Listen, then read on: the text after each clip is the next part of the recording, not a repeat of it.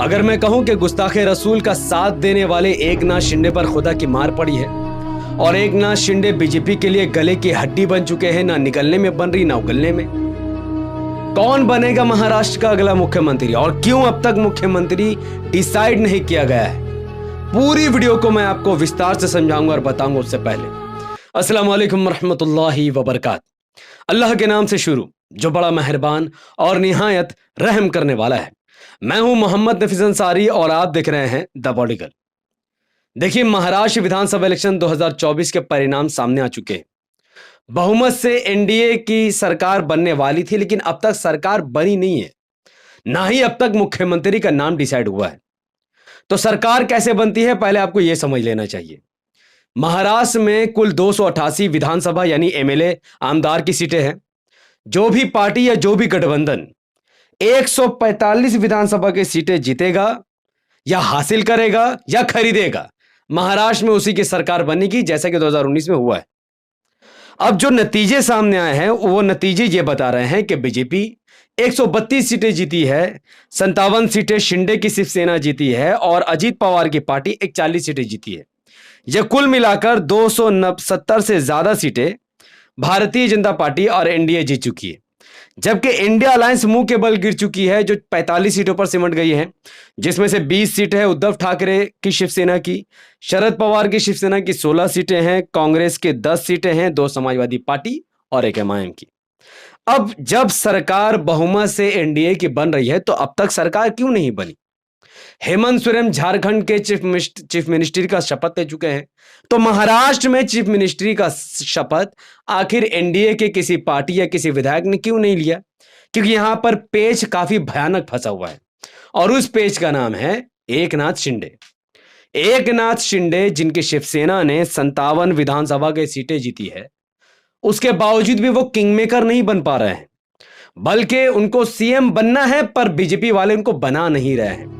और यह बात वो मुंह खोलकर कह भी नहीं रहे हैं, क्योंकि सिचुएशन कुछ ऐसा क्रिएट हो चुका है। सोशल मीडिया में तस्वीर वायरल है, एकनाथ शिंदे का मुंह उतरा हुआ है, देवेंद्र फडणवीस खुश हैं, अमित शाह से मिलकर दिल्ली की तस्वीर है। लेकिन सवाल यह है कि एकनाथ शिंदे का चेहरा क्यों उतरा हुआ है?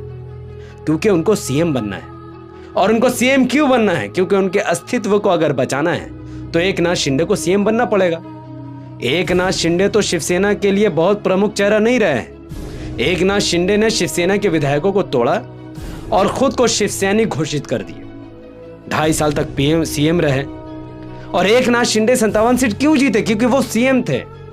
उनका अस्तित्व को उन्होंने मजबूत रखा, सीएम बनकर खुद को सीएम बनाया। लेकिन आज अगर एकनाथ शिंदे सीएम नहीं बनते हैं या डिप्टी सीएम बनते हैं तो उनका अस्तित्व महाराष्ट्र में खत्म हो जाएगा। एक बार फिर से महाराष्ट्र में उद्धव ठाकरे का उदय होगा और रियल शिवसेना लोग उद्धव ठाकरे को मानने लग जाएंगे, क्योंकि एकनाथ शिंदे सीएम रहेंगे ही नहीं। अब एकनाथ शिंदे मुंह खोलकर कैसे कहेंगे कि मुझे सीएम बनाओ? क्योंकि भारतीय जनता पार्टी 132 सीटें जीतकर काफी मजबूत स्थिति में है। उनको सरकार बनाने के लिए सिर्फ 13 एमएलए की जरूरत है। वो कभी भी किसी को भी खरीद सकते हैं। या तो एकनाथ शिंदे को साइड करके अजीत पवार की पार्टी और बीजेपी मिलकर भी सरकार बना ले तो भी बहुमत से कहीं ज्यादा है, लेकिन बीजेपी ऐसा कर नहीं सकती। ना बीजेपी शिंदे को हटा सकती है, ना बीजेपी शिंदे को सीएम बना सकती है। जैसा कि मैंने पहले ही कहा कि एकनाथ शिंदे बीजेपी के गले की हड्डी बन चुके हैं, ना निकल सकते हैं ना उगल सकते हैं। अगर वो शिंदे को सीएम बनाते हैं तो बीजेपी के अस्तित्व को खतरा होगा और फडणवीस बीजेपी छोड़ देंगे, क्योंकि भाई वो तो कई सालों से इंतजार कर रहे हैं सीएम बनने के लिए, और 132 सीट लेकर के वो सीएम नहीं बनेंगे तो फिर आप सोचो फडणवीस क्या खेला करेगा। और अगर शिंदे को सीएम बनाओ तो भी इनको दिक्कत है। तो क्या करना है? शिंदे को छोड़ क्यों नहीं सकते? पहला सवाल ये, क्योंकि शिंदे के अगर 57 सीट को हटा दे तो भी अजीत पवार के साथ मिलकर वो सरकार बना सकते हैं, लेकिन बीजेपी ऐसा नहीं करेगी, क्योंकि मामला सेंट्रल से जुड़ा हुआ है। लोकसभा में शिंदे काफी मजबूती से एनडीए के साथ खड़े हैं और बीजेपी सरकार में है, तो उसका सबसे बड़ा रीजन एकनाथ शिंदे भी है। देखिए, लोकसभा में कुल 543 लोकसभा की सीटें हैं, 272 जो सीटें जीतेगा उसी की सरकार बनेगी। लेकिन इस बार क्या हुआ? बीजेपी सिर्फ 240 सीटों पर सिमट गई, बहुमत से 32 सीटें दूर। और वो 32 सीटों का समर्थन किससे लिया गया भाई? वो 32 सीटों का समर्थन टीडीपी, जेडीयू और शिवसेना से लिया गया है। टीडीपी के 16 सीट जेडीयू के 12 और 7 शिवसेना की सीट। ये 3 पार्टियां मिलकर लगभग 37 सीटों का समर्थन बीजेपी को दे रही है। तब जाकर मोदी इस देश का पीएम है, होम मिनिस्टर में अमित शाह है और बाकी बीजेपी की सरकार चल रही है। अगर शिंदे अपना हाथ खींचे कर ले, पीछे खींच ले, तो यहां पर बीजेपी सरकार हिल जाएगी, गिरेगी तो नहीं, हिल जाएगी। क्योंकि टीडीपी पहले से ही और जेडीयू पहले से ही वक्फ बिल के मुद्दे पर बीजेपी का खुलकर समर्थन नहीं कर रही है और वक्फ बिल को पास करना बीजेपी के लिए जरूरी है। तो यहां पर टीडीपी और जेडीयू पहले से ही वक्फ बिल पर बीजेपी के साथ खड़े नहीं दिखाई दे रही है। लेकिन शिवसेना की जो 7 सीटें, जो शिंदे की 7 सीटें हैं, ये लोग मजबूती से वक्फ बिल के खिलाफ है। तो ये एक बहुत बड़ा प्रॉब्लम है कि शिंदे को हटाया तो सेंट्रल से सरकार जाएगी, शिंदे को सीएम बनाया तो महाराष्ट्र में बहुत बड़ा खेल हो जाएगा। तो क्या करना है? इस बीच खबर ये आ रही है कि एकनाथ शिंदे शरद पवार गुट के एक विधायक से मुलाकात करते हैं, एक वैचारिक मुलाकात करते हैं। क्या बात करते हैं नहीं पता, फिर वो अपने गांव चले गए। तो साफ तौर पर जाहिर है कि एकनाथ शिंदे भारतीय जनता पार्टी से सीएम पद की मांग कर रहे हैं, लेकिन बोल नहीं रहे। क्यों? क्योंकि उनकी पार्टी उस स्थिति में तो है नहीं। लेकिन अगर वो सीएम नहीं बनाए गए तो 5 सालों में देखिएगा एकनाथ शिंदे महाराष्ट्र से गायब हो जाएंगे और असली शिवसेना की तरफ उद्धव ठाकरे की शिवसेना पार्टी उभरती हुई दिखेगी। तो एकनाथ शिंदे पर ऐसी खुदा की मार पड़ी है कि ना वो सीएम बन सकते हैं और ना ही उनको सीएम बनने दिया जाएगा। और अगर वो सीएम नहीं बने तो उनकी पार्टी खत्म हो जाएगी। यह नतीजा है गुस्ताखे रसूल का साथ देने का। अब यहां पर माथा पेच देखिए क्या है, एक बहुत बड़ा जो मसला है। अजीत पवार जो है वो पहले ही दिन से कह रहे हैं कि मुझे सीएम बनना है, मैं सीएम बनने के लिए ही बीजेपी का समर्थन कर रहा हूं। 2019 में उन्होंने बीजेपी का समर्थन किया, बाद में भी बीजेपी का समर्थन किया और आज भी वो बीजेपी के साथ है। पहले भी उन्होंने बयान दिया था कि बीजेपी का सीएम हमें नहीं चाहिए, या तो अजीत पवार सीएम बनेंगे या शिंदे बनेंगे। लेकिन नतीजे कुछ ऐसे आए, बीजेपी इतनी बड़ी पार्टी बनकर उभरी तो अजीत पवार के हाथ में भी कोई ऑप्शन ज्यादा रह नहीं गया है, क्योंकि 13 सीटें तो कैसे भी बीजेपी मैनेज कर लेगी, पहले भी कर चुकी है। लेकिन आज भी अजीत पवार के जो विधायक है वो कहते हैं कि अजीत पवार सीएम बनेंगे और बन सकते हैं, उनके पोस्टर भी कई जगह लगाए गए।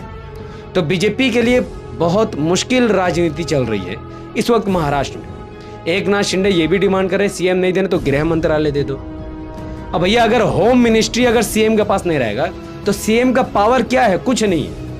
अगर सीएम अपने पास होम मिनिस्ट्री ना रखे, हेल्थ मिनिस्ट्री ना रखे, एजुकेशन मिनिस्ट्री ना रखे, तो एक सीएम का क्या पावर है? हाँ, वो जवाब मतलब ले सकता है, होम मिनिस्ट्री को बुला सकता है कि आप कानून व्यवस्था पर क्या कर रहे हो, 2 बात सुना सकता है। लेकिन होम मिनिस्ट्री अगर नहीं रहेगी तो वो कानून की मनमानी किसके साथ करेगा? तो साफ तौर पर बात यह है कि एकनाथ शिंदे नाराज है और इनकी नाराजगी से बीजेपी को फर्क पड़ रहा है। लेकिन वो सीएम बीजेपी उनको बनाना नहीं चाहती और ना वो अब महाराष्ट्र का सीएम बनेंगे। तो देखिए, महाराष्ट्र का सीएम देवेंद्र फडणवीस बनेंगे, 90% इस पर मोहर लग चुका है, पर बीजेपी अनाउंस नहीं कर पा रही है क्योंकि एकनाथ शिंदे नाराज चल रहे हैं। मैंने कुछ दिन पहले वीडियो बनाया था ना कि अगर एकनाथ शिंदे नाराज चल रहे हैं, बीजेपी का पेस पसाव आप सब कहे कि फेक वीडियो है। देखिए, अब भी अगर एकनाथ शिंदे अपना समर्थन बीजेपी से खींच लेंगे और अजीत पवार अपना समर्थन अगर बीजेपी से खींच लेंगे और 2.5 साल के लिए दोनों को मुख्यमंत्री बना दिया जाए महाविकास अघाड़ी की तरफ से, तो बीजेपी का मामला तो धरा का धरा रह जाएगा। बहुमत से ज्यादा सीटें इनके पास आ जाती है महाविकास अघाड़ी के पास। तो ये पॉसिबिलिटी है। भारत में गठबंधन कई बार हुआ है, हिंदू लीग और मुस्लिम लीग मिलकर भी सरकार बना चुकी है बंगाल में। तो खैर ये इतिहास की बात है, ये हो सकता है कि एक बार फिर से भाई दोनों अपनी अलग अलग पार्टी है, आप आइए सरकार में रहिए। तो शिवसेना शरद पवार, उद्धव ठाकरे अलग, शिवसेना शिंदे, ये हो सकता है। आप इसको इम्पॉसिबल नहीं कह सकते। राजनीति में कुछ भी हो सकता है। हाँ, अफसोस की बात यह है कि सीएम की लड़ाई में मुसलमान कहीं पर भी नहीं है। मुसलमानों ने इमाम को धोखा दिया, महाविकास अघाड़ी का सपोर्ट किया, महाविकास अघाड़ी मुंह के बल गिर गई। तो अब इस जो सीएम फेस की राजनीति, डिप्टी सीएम की राजनीति, मंत्री पद में कहीं पर भी फिलहाल मुसलमान नहीं है, जबकि मुसलमानों की आबादी महाराष्ट्र में अच्छी खासी है। तो मुसलमानों, इससे क्या सबक हासिल किया तुमने? एक तो गुस्ताखे रसूल का साथ देने वाले ज्यादा दिन तक हवा में नहीं रहते, बल्कि उनके पंख को कुतेर दिया जाता है और वो जमीन पर आ गिरते हैं, जैसा एकनाथ सीएम गिरा है। और चूंकि मुसलमानों ने बातिल का साथ दिया तो उनका वजूद, पॉलिटिकल वजूद महाराष्ट्र से खत्म हो चुका है। ना कोई मंत्री उनका बनेगा और ना ही कोई सीएम, तो बहुत दूर की बात है। तो इसीलिए अगली बार जब महाराष्ट्र में चुनाव हो तो आप सिर्फ एमआईएम को ही सपोर्ट करना। सरकार बने या ना बने, एमआईएम के विधायक आपके साथ 5 साल तक रहेंगे, इसकी गारंटी एमआईएम आपको देती है। अगर आप सब मेरी बातों से इत्तेफाक रखते हैं तो प्लीज इस वीडियो को लाखों लोगों तक पहुंचाने में मेरी मदद कीजिए। लाइक कीजिए, शेयर कीजिए और कमेंट पर मुझे बताइए कि आपकी नजर में महाराष्ट्र का मुख्यमंत्री कौन बने। क्या बीजेपी को फडणवीस को बनाना चाहिए, या एकनाथ शिंदे को बना देना चाहिए, या फिर अजीत पवार को बीजेपी सीएम बनाएगी जिससे सब चौंक जाएंगे? अपनी बात कमेंट पर जरूर रखिए। हमारे यूट्यूब चैनल में अगर आप नए हैं तो इसे लाइक और सब्सक्राइब करके बेल आइकन को हिट कीजिए ताकि अगली वीडियो आप तक पहुंच जाए। अगली वीडियो एक बार फिर से संभल के बारे में होगी। एक बना चुका हूं, इंशाल्लाह एक और बहुत डिटेल में बनाने वाला हूं। अगर आप सब इस वीडियो को हमारे फेसबुक पर देख रहे हैं तो इसे लाइक और फॉलो करके 5 बड़े फेसबुक के ग्रुप में शेयर कीजिए, मैसेंजर पर शेयर कीजिए और लाइक करके कमेंट कर जरूर बताइए कि आपकी नजर में महाराष्ट्र का मुख्यमंत्री कौन होना चाहिए, एकनाथ शिंदे, देवेंद्र फडणवीस और अजीत पवार। अपनी बात कमेंट पर जरूर रखिए। अब हिंदू या मुसलमान, आपका पसंदीदा सीएम कैंडिडेट कौन है ये आपका बताना आपकी आजादी है और आपका अधिकार भी है। बहुत बहुत शुक्रिया, मिलते हैं अगले वीडियो में। तब तक अस्सलाम वालेकुम रहमतुल्लाहि व बरकातहू। मैं था मोहम्मद हफीज अंसारी और आप दिख रहे थे द पॉलिटिकल।